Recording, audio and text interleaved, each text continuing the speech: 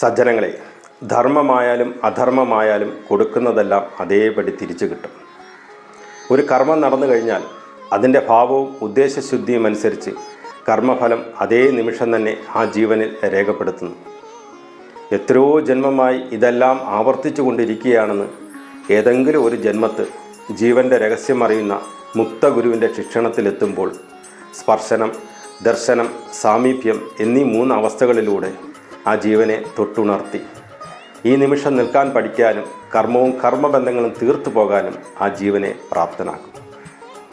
അപ്പോഴാണ് എൻ്റെ അപൂർണതയിൽ ഞാൻ പൂർണ്ണനാണെന്നും എൻ്റെ ദൗർബല്യങ്ങളിൽ ഞാൻ ശക്തനാണെന്നും എൻ്റെ ദുഃഖത്തിൽ ഞാൻ സന്തുഷ്ടനാണെന്നും എൻ്റേതായ രീതിയിൽ ജീവിതം മനോഹരമാണെന്നും ഞാനായി തന്നെ നിലനിൽക്കുന്നുവെന്നും ആ ഗുരുകൃപ കൊണ്ട് ബോധ്യം വരുന്നത്. ഉത്തരവാദിത്തം ഏറ്റെടുക്കുന്നതിനെക്കുറിച്ച് ഗുരു ഒരു കഥ പറഞ്ഞു. പഴുത്ത് വീഴാറായി നിൽക്കുന്ന ഒരു മാമ്പഴം കാക്ക വന്ന് കൊത്തി താഴോട്ട് വീണു.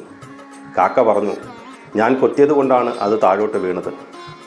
കാറ്റ് പറഞ്ഞു, ഞാൻ വിചാരിച്ചത് കൊണ്ടാണ് അത് താഴോട്ട് വീണത്. ഭൂമി പറഞ്ഞു, ഭൂഗുരുത്വാകർഷണം കൊണ്ടാണ് അത് താഴോട്ട് പതിച്ചതെന്ന്. ഇതെല്ലാം കേട്ടുകൊണ്ട് ഈശ്വരൻ പറഞ്ഞു, ഞാൻ വിചാരിച്ചതുകൊണ്ടാണ് ഇതെല്ലാം കൃത്യമായി നടന്നതെന്ന്. സജ്ജനങ്ങളെ, മോക്ഷത്തിലേക്ക് പോകണമെങ്കിൽ ഭൗതിക ശരീരത്തിലിരിക്കുന്ന ഗുരുവിൻ്റെ കാരുണ്യം കൊണ്ട് ഒന്ന് മാത്രമേ സാധ്യമാകുകയുള്ളൂ എന്ന് സുഹൃതവശാൽ ഒരിക്കൽ തിരിച്ചറിയും.